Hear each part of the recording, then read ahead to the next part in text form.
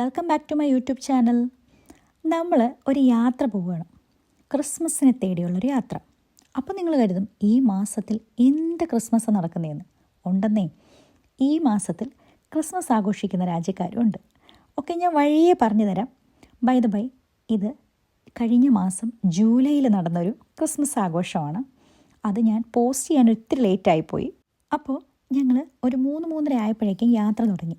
നമ്മുടെ സ്ഥലത്ത് നിന്ന് ഏകദേശം 2 മണിക്കൂർ അടുപ്പിച്ച് യാത്രയുണ്ട് ഇങ്ങോട്ടേക്ക്. ഇതുപോലൊരു കാട്ടിലൂടെയാണ് ഞങ്ങൾ യാത്ര പോയത്. ഇവിടെ ഇപ്പോൾ മിഡ് വിൻ്ററാണ്, നല്ല തണുപ്പൊക്കെ ഉണ്ട്.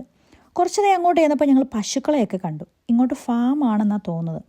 സംഭവം ഈ വഴി ആദ്യമായിട്ടാണ് ഞങ്ങൾ വരുന്നത്. നല്ല റോഡായിരുന്നു, തിരക്കൊന്നുമില്ല. അങ്ങനെ കാഴ്ചകളൊക്കെ കണ്ട് ഞങ്ങളിങ്ങനെ പൊക്കോണ്ടിരുന്നു.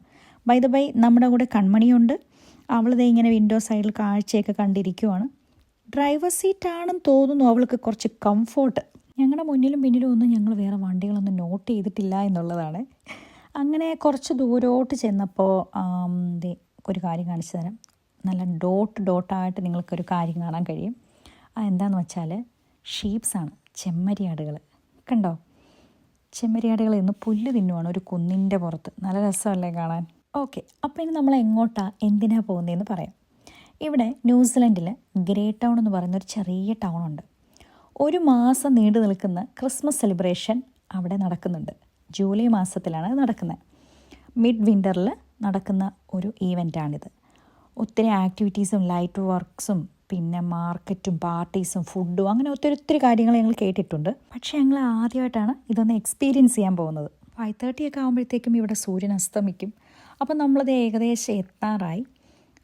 നേരമൊക്കെ ഏകദേശം ഇരുട്ടി തുടങ്ങി. അവിടെ എത്തിയപ്പോഴേക്കും കംപ്ലീറ്റ് ഇരുട്ടായി. തുടക്കത്തിൽ അതേ ഇങ്ങനെ ഒരു വീട് ഡെക്കറേറ്റ് ചെയ്ത് വെച്ചിട്ടുണ്ടായിരുന്നു. പിന്നെ ഞങ്ങളങ്ങനെ വണ്ടിയൊക്കെ പാർക്ക് ചെയ്ത് അങ്ങോട്ട് നടന്നാണ് പോകുന്നത്. ഇതുണ്ട് ഗ്രേ ടൗൺ.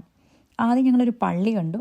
ആ പള്ളിയിൽ ഞങ്ങളൊന്ന് കയറി നോക്കാമെന്ന് കരുതി. അവിടെ എന്തോ മാസമൊക്കെ കഴിഞ്ഞ് ആളുകൾ പുറത്തോട്ട് ഇറങ്ങുന്നുണ്ടായിരുന്നു. ക്രിസ്മസ് എന്ന് കേട്ടപ്പോൾ ഞങ്ങൾ ചാടി പുറപ്പെട്ടു. പക്ഷേ ഞങ്ങൾക്ക് ഈ ക്രിസ്മസ് അവിടെ എന്താണ് നടക്കുന്നതെന്നൊന്നും അറിയാതെ ഞങ്ങൾ വന്നത്.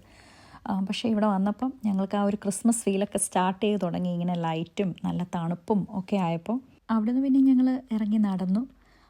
അപ്പോൾ ഇതുപോലെ ഇങ്ങനെ ഓരോ ഡെക്കറേഷൻസും കാര്യങ്ങളൊക്കെ കണ്ടു. ഒരു ട്രാക്ടർ തന്നെ അവർ ലൈറ്റൊക്കെ അറേഞ്ച് ചെയ്ത് വെച്ചേക്കുവാണ്. പിന്നെ ഇങ്ങനെ ഷോപ്സൊക്കെ ഡെക്കറേറ്റ് ചെയ്തിട്ടുണ്ടായിരുന്നു.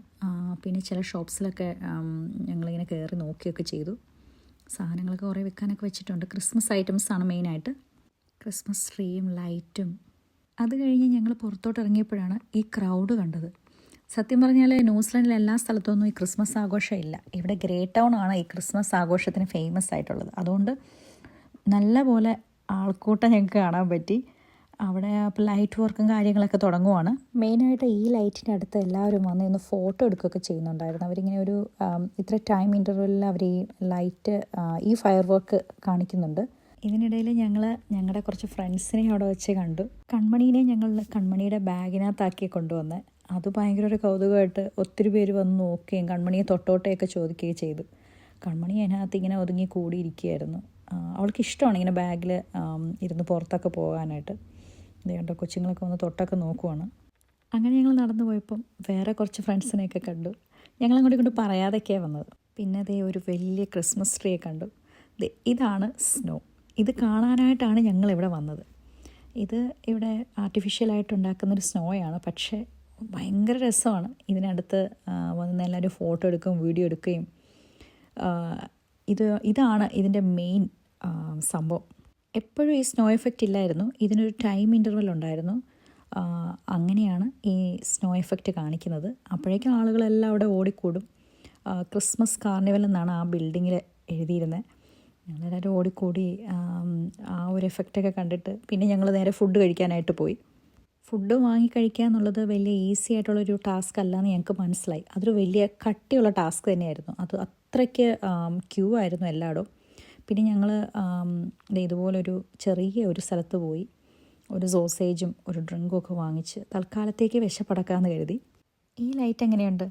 ഞങ്ങൾ ഫുഡ് കഴിച്ചുകൊണ്ടിരുന്നപ്പോൾ അതിന് തൊട്ട് ബാക്കിലുള്ള ഒരു ഗ്രൗണ്ടിലാണ് ഈ ലൈറ്റ് കണ്ടത്. കാണാൻ നല്ല രസമായിട്ട് തോന്നി. ആദ്യമായിട്ട് ഇങ്ങനെ ഒരു സംഭവം കാണുന്നത്.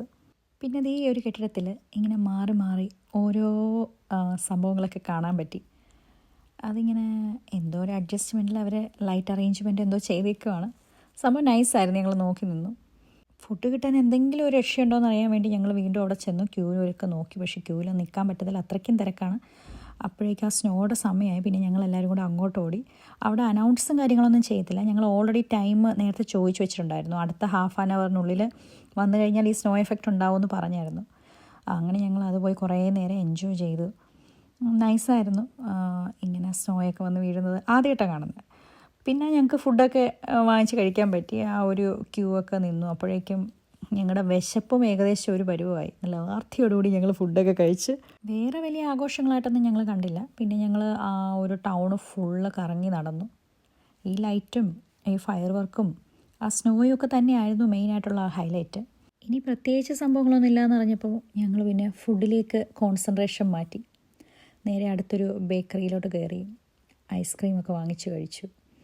കുറച്ച് വെറൈറ്റി ആയിട്ടുള്ള ഒരു ക്രിസ്മസ് ടൈപ്പ് ഫുഡൊക്കെ അവിടെ കാണാൻ പറ്റി ഞങ്ങൾക്ക്. അങ്ങനെ ഞങ്ങളൊരു 10 മണിയോടുകൂടി പരിപാടികളൊക്കെ കണ്ടു കഴിഞ്ഞ് വീട്ടിലോട്ട് യാത്രയായി. അപ്പോൾ ശരി, അടുത്ത വീഡിയോ കാണാം.